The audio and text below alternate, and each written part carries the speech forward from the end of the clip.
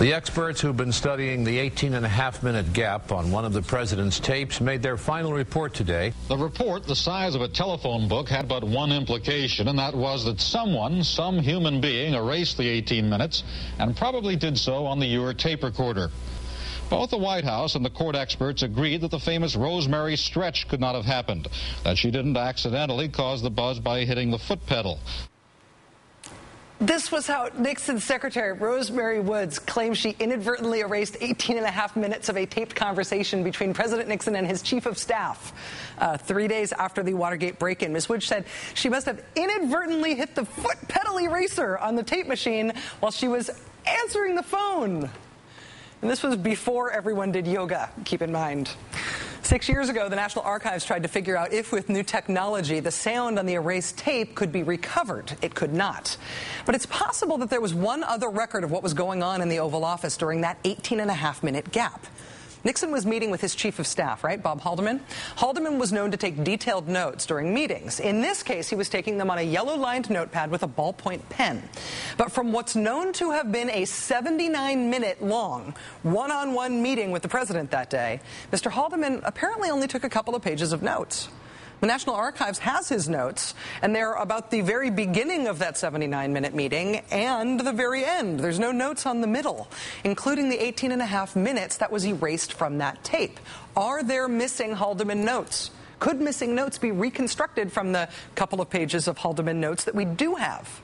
We are about to find out. The National Archives has announced that it's assembled a forensic document examination team from experts at the Library of Congress, the Treasury, and the ATF.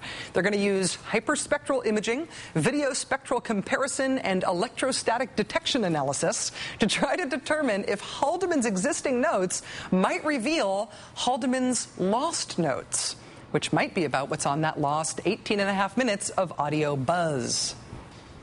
Buzz that Rosemary Woods definitely didn't accidentally cause. Joining us now is the man whose research led to the National Archives' decision to pursue this line of research. He's an intelligence veteran of both the NSA and the Air Force and an amateur historian on Watergate, Phil Mellinger. Mr. Mellinger, thanks very much for joining us. Thanks so much for having me, Rachel. Very glad to be here. Am I right that you suggested to the archives that they might try to find Haldeman's missing notes by analyze his existing notes? Yeah, absolutely. What had happened was I'd actually put together a theory of how the erasures were made.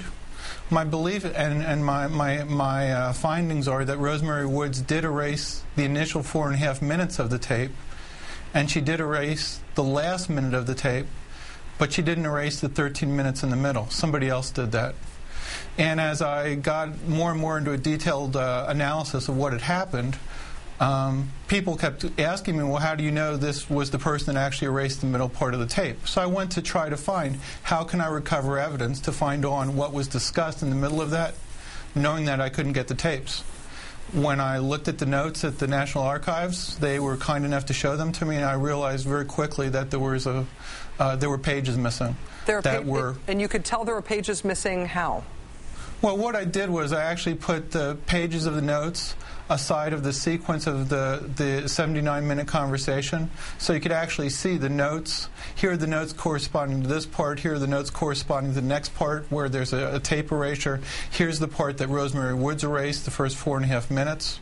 And when you put it all together, you realize that the only part of Haldeman's notes that remains today from the Watergate part of that meeting is the last minute of the meeting. So there's about 17.5 minutes worth of notes that are missing. How do these techniques that they're going to use on the existing documents that you've seen firsthand, yep. Is there any risk to these original documents from subjecting them to these types of forensic techniques? Well, the archivists were very, and everyone wants to preserve history.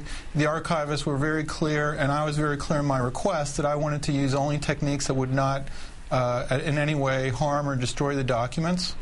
And so the techniques that I had suggested to the National Archives, electrostatic detection analysis, actually doesn't harm the document in any way. Is this a technique like we've seen in like Hitchcock movies where you're looking at impressions from other pages that have essentially been pushed through onto the page that you do have? Yeah, absolutely. Like when you were a kid, maybe you might have taken a pad that somebody had written on and traced it over with a lead pencil, and you could see the writing come back up. This is a more scientific, a more technical way to do the same thing, so that you actually see the impressions from the writing that somebody made on the page that is now missing. Phil Mellon, so sorry, go ahead. Oh, so these two pages, the second page, my belief was when I looked at it, I had the end of the Watergate meeting, but my thought was that there were impressions from the previous 2 or 3 pages of notes, and that we could actually go back and recover the notes that I think were missing, that were taken during the 17 and a half minutes or so. Oh, this is so cool. So instead of, it's a cool idea. So instead of recovering the tape, which I thought was impossible, you actually recovered the notes that nobody even realized were missing. Phil Mellinger is a former systems analyst for the National Security Agency and a Watergate historian who may have just stumbled on a pot of gold here. Thank you very much for joining us, sir. I can't wait to hear the results of the investigation. I hope you'll come back. Very good. Thank you so much. Thank you.